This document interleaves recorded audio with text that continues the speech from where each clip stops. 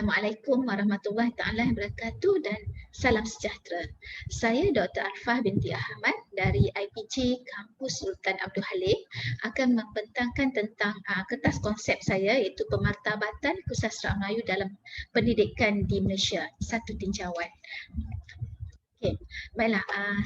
Subjek kesusastraan Melayu ni bukanlah satu subjek yang baru di Malaysia. Sebenarnya dia telah lama diperkenalkan semasa peringkat awal zaman pendudukan Inggeris di tanah Melayu pada ketika itu. Jadi sejak kita melihat pada sejarah awal pendidikan sastra Melayu, sastra Cina dan juga sastra India sebenarnya lebih tertutup dan bersifat sukuan berbanding dengan sastra Inggeris pada ketika itu. Manakala sebelum tercetusnya Perang Dunia Kedua, pendidikan sastra Melayu sudah pun diajar kepada pelajar-pelajar di sekolah rendah Melayu, di sekolah Inggeris hinggalah ke tingkatan 5 dan juga di maktab-maktab perguruan Melayu pada ketika itu. Jadi kita melihat kedudukan sastra Melayu itu sebenarnya bermula sejak awal sejak zaman sebelum tanah Melayu mencapai kemerdekaan. Jadi subjek sastra Melayu sebenarnya telah lama sebati dengan jiwa rakyat, khususnya rakyat yang berbangsa Melayu.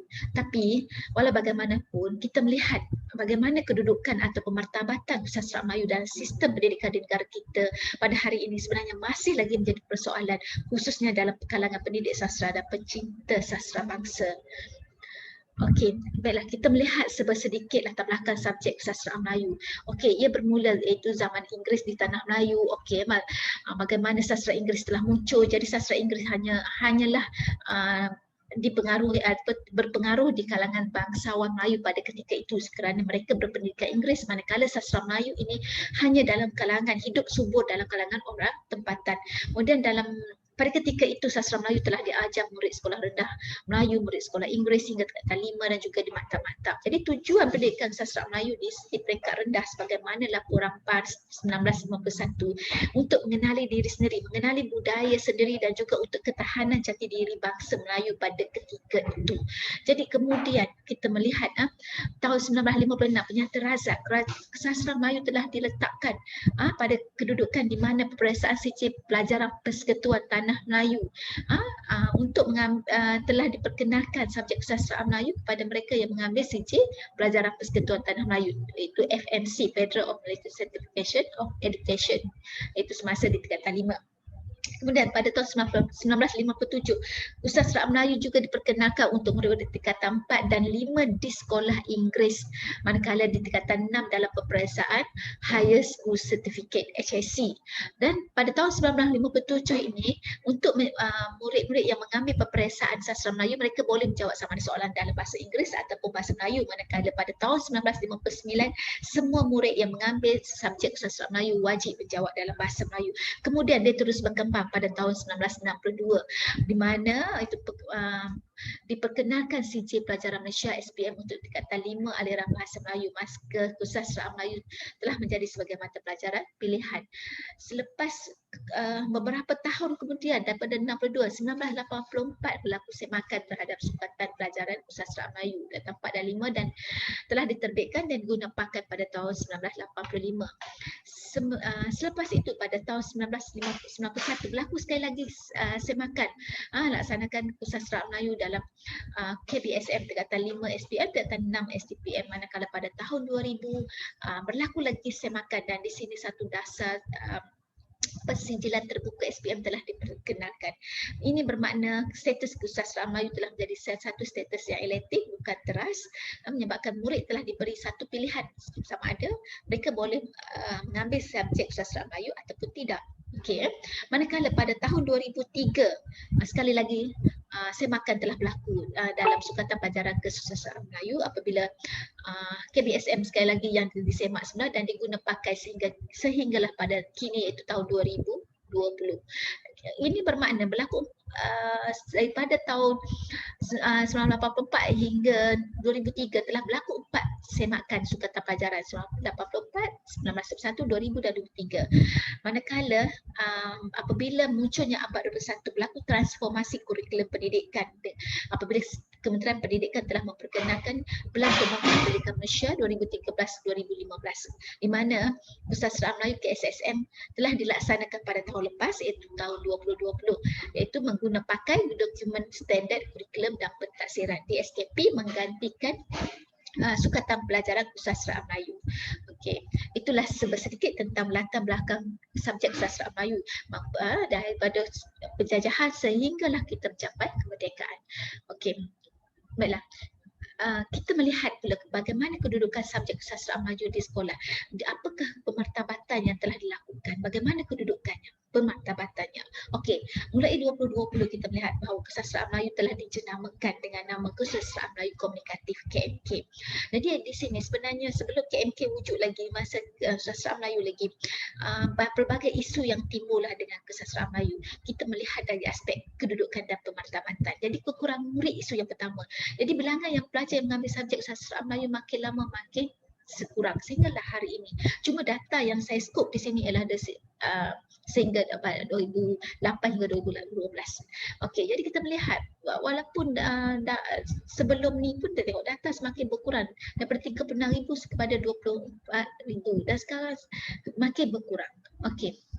Baiklah, isu yang kedua, kesastraan Melayu terpinggir. Okey, kajian-kajian telah dilakukan oleh pengkaji-pengkaji kita melihat bahawa kesastraan Melayu makin menguncup, mengecil, tidak popular menuju zaman malam. Yang yang kita bimbangkan bahawa dibimbangi bahawa suatu ketika nanti kemungkinan kesastraan Melayu boleh terkeluar daripada kurikulum kebangsaan. Itu yang kita bimbangkan. Isu yang ketiga, satu perspektif negatif terhadap kesastraan Melayu yang dianggap sebagai satu alat hiburan, fantasi, imajinasi dan sesuatu untuk membawa masa. Ini kajian dilakukan. Yang kita melihat bahawa ini satu persepsi negatif yang sangat silap terhadap kesastraan Melayu. Okey. Kemudian isu yang keempat, kita melihat bagaimana kedudukan pandangan subjek kesastraan Melayu di sekolah. Tengok isu kesastraan ini terpinggir, tidak memberi jaminan masa depan yang baik dan tidak berdaya saing berbanding dengan subjek-subjek yang lain.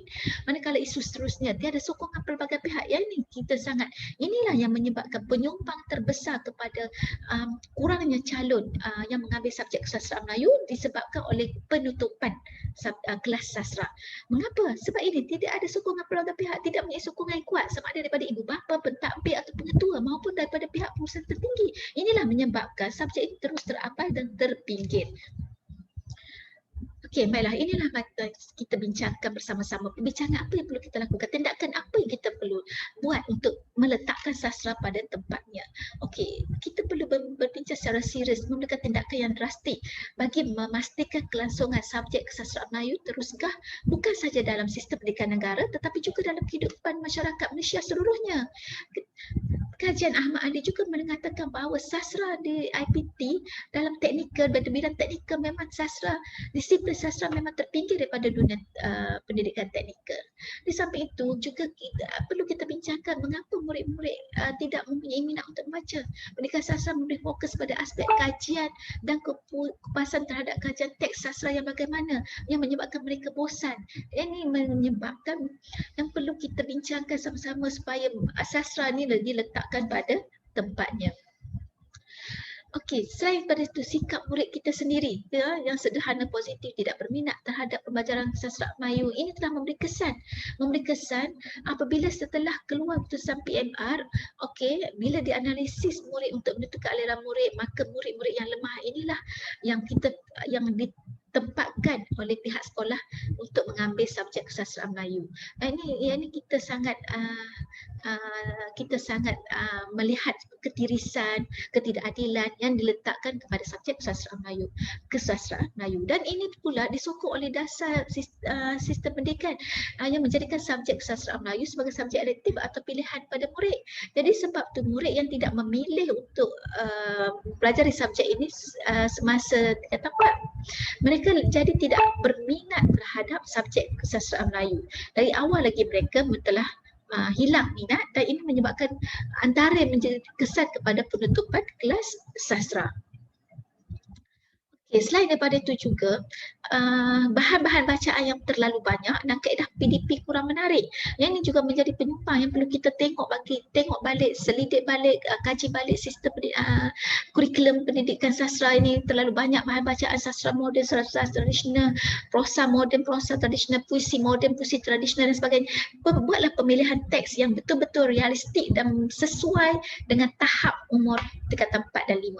Okey, jadi di samping itu kegagalan guru melaksanakan pelaksana PDP yang menarik, teknik pengajaran yang berkesan menyebabkan murid tidak berminat dan gagal menguasai kesastraan, menghayatinya.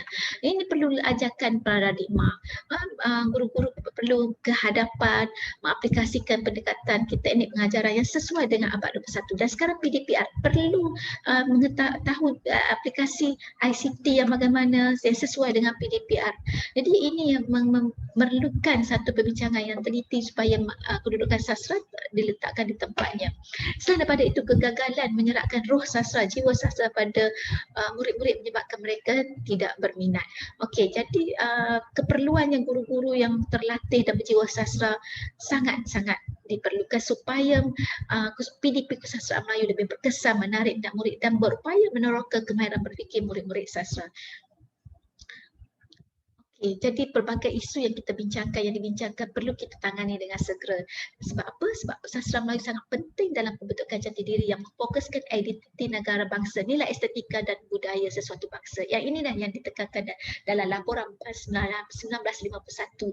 Sebelum kita merdeka lagi, bahawa sastra Melayu telah diterapkan supaya kita kenal budaya kita sendiri, supaya kita kuat ketahanan jati diri untuk kelangsungan akar budaya bangsa kita. Jadi kita perlu meletakkan pemartabatan kedudukan sastra Melayu. Jadi ini juga kita melihat apabila pencapaian murid-murid dalam kajian analisis pencapaian murid-murid dalam peperiksaan SPM selama 5 tahun dari 2011 hingga 2015 membuktikan bahawa peratus lulus A+ hingga E yang tinggi iaitu 86.1% hingga 88.1%. Jadi kita perlu letakkan kedudukan sastra Melayu, martabatkannya pada kedudukan yang tepat. Jadi pencapaian yang tinggi dan juga peranan subjek sastra Melayu sebagai pembentukan jati diri sesuatu bangsa sepatutnya menjadi penanda aras agar subjek sastra Melayu dijadikan subjek teras dan bukan subjek elektif yang sekadar menjadi pilihan. Perlu letakkan pada kedudukan yang setepatnya.